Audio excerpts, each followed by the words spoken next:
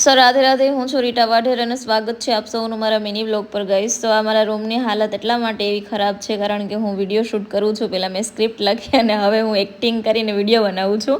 અને મારું YouTube payment આવી ગયું છે. જે લોકોએ વિડીયો નથી જોયો તો જોઈ આવું, અને એમાં ડિટેલ્સ જે પણ કંઈ હશે હું મેં તમને જણાવી હશે. અને બહુ ખુશ છે. અને પહેલાં આપણે યુટ્યુબ પેમેન્ટ આવે તો પહેલાં મેં મારી માને આમ ટૂંકમાં એના ચરણે મૂક્યું, ભાઈ એના લીધે હું એને જેટલું મારી લાઈફમાં મેં કાંઈ પણ છે ને હું એના કારણે જ છે. તો થેન્ક યુ સો મચ મારી રાધારાણી, મારી માવડી.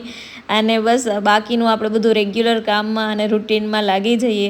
અત્યારે જો હું ફ્રી થઈને આ શેરડીનો રસ પીઉં છું, અને શેરડીનો રસ પીતા પીતા મજા લઉં છું. મારો ફેવરેટ છે. આમ તમને કોને કોને ભાવે મને કમેન્ટ કરીને જણાવજો. અને બાકી છે ને જે ઘરનું માલ સામાન આજે આવેલો છે, શાકભાજી, એ બધું હું વ્યવસ્થિત ધોઈને પછી ફ્રીજમાં ગોઠવીશ. આટલું છે. આ એક વીકનું આઈ થિંક આવી જશે. આ એક વીક ઉપર ચાલશે.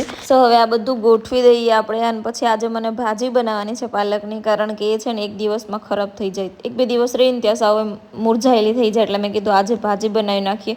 એટલે એના માટે લસણ, ધાણા, મરચાં, આદુ એ બધું પેસ્ટ રેડી કરી શાક વઘારવા માટે. અને હવે હું ફાઇનલી શાક વઘારી અને તમારા સામે આ રેડી છે. આ શાક બની ગયું છે ભાજીનું. કોને કોને ભાવે એ પણ કહેજો. કે મને તો એમ ભાવે છે, ઠીક ઠીક ભાવે છે. અને મને હે ને શેરડીના રસ મેં આજે માનો ને કે 3 થી 4 ગ્લાસ પીધા. આ મારો બીજો કે ત્રીજો ગ્લાસ છે.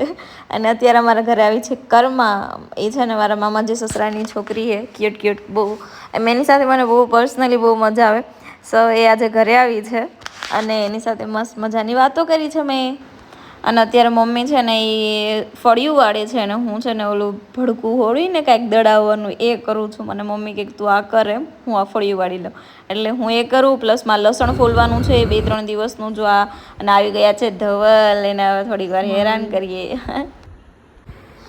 દાંત બતાવો, બતાવો જેવા નથી ને.